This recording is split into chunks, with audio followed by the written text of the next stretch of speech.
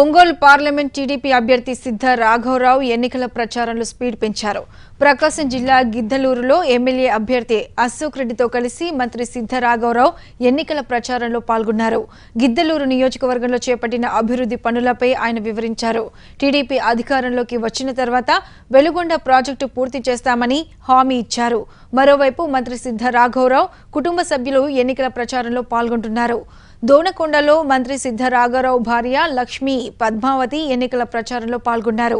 ఒంగోలులో సిద్ధ రాఘవరావు కొడుకు సుధీర్, ఆయన భార్య శృతి, కూతురు సునీత ఎన్నికల ప్రచారంలో పాల్గొన్నారు. ఎమ్మెల్యేగా పోటీ చేయాలనుకుంటే ఎంపీగా వచ్చాను. మరి దేనికోసం దాని విషయం మీకు అర్థమై చెప్పాలా అక్కర్లేదా? మాగుంట శ్రీనివాసరెడ్డి గారు తెలుగుదేశం పార్టీలో ఉండి చివరి నిమిషంలో నేను పోటీ చేయనని వైఎస్ఆర్ పార్టీలో చేరారు.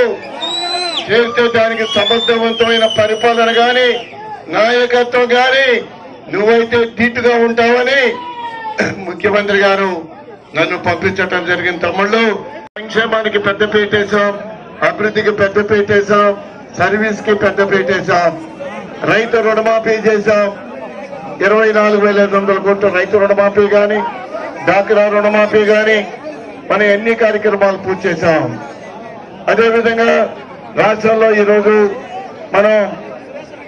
R&B రోడ్లు కానీ, సీ పోర్ట్స్ కానీ, ఎయిర్పోర్ట్స్ కానీ ఇవన్నీ కూడా అభివృద్ధి చేశాం. అదేవిధంగా మనం ఈ పెన్షన్లు 2,000 చేశాం.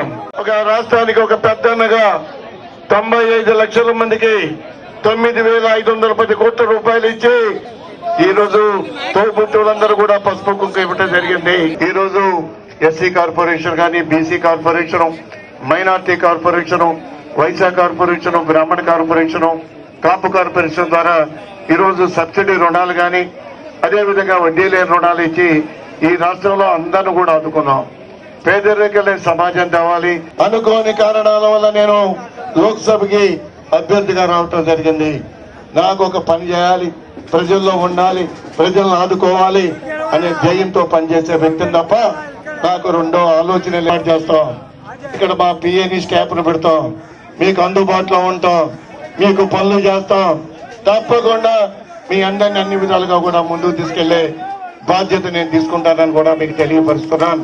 ఈ ప్రాంతంలో వాటర్ సమస్య, ఈ వాటర్ సమస్యకి శాశ్వత పరిష్కారానికి మేము అన్ని రకాలుగా కూడా రంగం సిద్ధం చేసుకుంటాం.